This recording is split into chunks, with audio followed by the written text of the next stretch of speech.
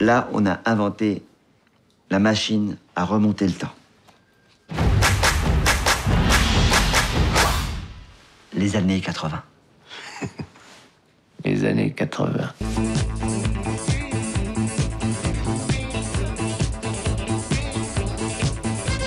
Ça raconte des gens qui ont fait des tubes dans les années 80, mais qui aujourd'hui, ça parle d'aujourd'hui, sont encore plus heureux, encore plus de succès. Non, c'est vrai qu'il est, comment dire, feel good movie.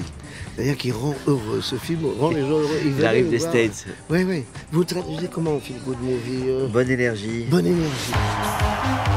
On parle de nous là, stars des années 80. Avec Émile et Images, Peter et Sloan, Début de soirée, Jean-Pierre Madère, Sabrina, Lio, Cookie Dingler, Jean-Luc Lahaye, Jeanne Masse, Gilbert Montagnier, etc. C'est super. Hein. Ouais, super, à part qu'il n'y a même pas mon nom. Mais si, là, regarde, etc. Il y a une phrase très juste dans le film, c'est « Ils sont ringards, on va les rendre cultes ». Qu'est-ce que c'est que cette manie aujourd'hui d'aller chercher des choses et de les rendre cultes, finalement? C'est ce qui s'est passé en fait. Donc c'est arrangé dans le scénario comme ça.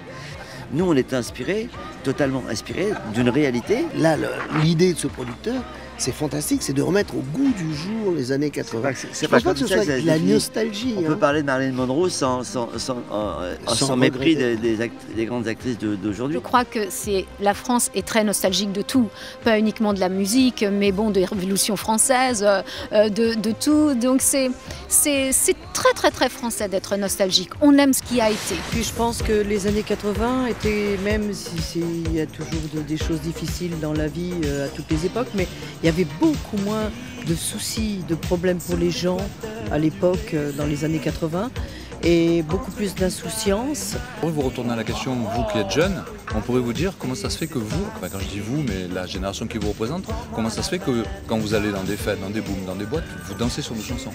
En fait, c'est ça qu'on pourrait dire. De toute façon, c'est pas vous les stars, c'est vos chansons. Voilà, personne connaît leurs prénoms. C'est quoi vos prénoms? Tic et tac, début et soirée. Et les années 80 ont eu de la chance, tout compte fait, de rentrer dans le cœur des gens si vite et si facilement. Et bon, en même temps, si facilement, c'était une période très créative. Et de rester comme ça et d'avoir imprégné aussi de façon si forte la musique et le cœur des gens. Oui. Si les gens vont pêcher des choses cultes, des choses du passé pour les faire devenir cultes, c'est qu'aussi il y a un manque quelque part.